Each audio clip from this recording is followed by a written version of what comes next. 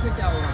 खून के बदले खून होना चाहिए। सरकार तो भी कह रही है पानी ही नहीं, यहाँ तक कि बोली है जो भी पाकिस्तान के यहाँ रह रहे हैं उनको 48 घंटे का मौका भी दिया गया है। क्या इससे आप खुश नहीं है? इससे हम लोग बिल्कुल खुश नहीं है। सरकार हमेशा बोलती है इतना अटैक हो चुका, अरे इस बार घर में घुस के मारिए साले को, जब तक साला वार्निंग दो आदमी दिया जाएगा। फौज कम पड़ रही है तो हमारे युवा साथी यहाँ पे हैं, हम लोग खुद जाएंगे, हम लोग लड़ेंगे, युद्ध करेंगे हम लोग। यहाँ तक कि जो बातें समझ में आता है सरकार से आप की मांग कर रहे हैं, क्या आपको नहीं लगता है अगर दोनों देशों के बीच अगर युद्ध हो जाए तो इससे हम लोगों की आर्थिक जो नुकसान होगी, जिससे हम लोग का GDP भी नीचे गिर सकता है, तो आपको ये नुकसान दिखाई दे रहा है कि नहीं दिखाई दे रहा है? हम लोग को नुकसान नहीं दिखा रहा है, जिसके घर पे जिसकी मौत हुई है ना उसका दुख हम लोग को दिखाई दे रहा है। नुकसान से क्या होता है, हम लोग फिर आगे बढ़ जाएंगे, सब कहने की बिना मारे इस बार छोड़ेंगे नहीं हम लोग।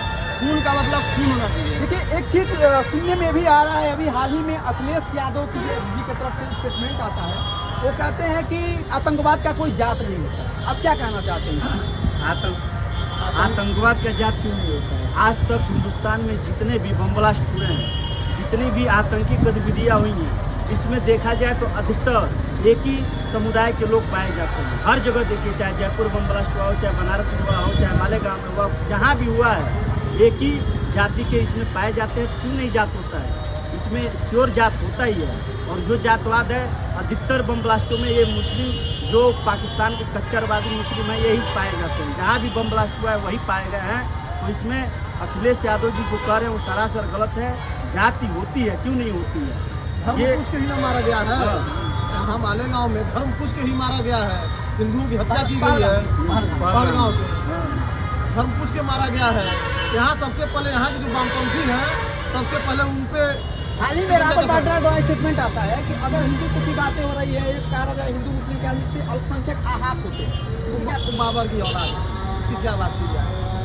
यहाँ पे हमारे क्षेत्र में पाकिस्तान का झंडा लगाया गया, सही बात है, सड़कों पर साटा चिपकाया गया, और यहाँ के वामपंथी साले कुत्ते हैं उस झंडे को उखाड़ फेंक रहे हैं। अरे पाकिस्तान बाद में निपट लिए, पहले साले हिंदुस्तान में जो साले कट्टरपंथी पैदा हो गए वामपंथी जो दोगले पैदा हुए हैं पहले उनको हटाया जाए। झंडा उखाड़ दे रहे हैं। ऐसे ऊपर पे साले के दुर्जों का मुकदमा तुरंत होना चाहिए।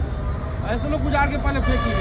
अभी हाल ही में सुनने में आया ये भी है कि जो पहलगाम में घटना हुई थी उसमें जो छोटे दुकानदार थे, वो वहाँ छोटे दुकानदार का जिसको रेडी कहते हैं, रेडी लगाने का छोटे दुकानदार, वो फरार हो गए, वो भाग गए।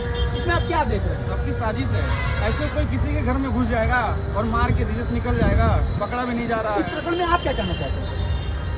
मैं सारे कि अगर सिंधु नदी का पानी नहीं छूटता है तो खून की नदियां हम लोग बहाएंगे, क्या करना चाहते हैं? अरे वो साला का खून का नदिया बहाव आएगा। केवल हम तो ही जानते हैं, मोदी जी योगी जी अपने नेतृत्व में केवल खाली हमारे यूपी के युवाओं को केवल बस आश्वासन यही दे दे, नहीं तो उसको खून की नदियां बहाने की जरूरत हम लोग को पड़ेगा ही नहीं। एकदम सही है, हम लोग को पड़ेगा ही नहीं।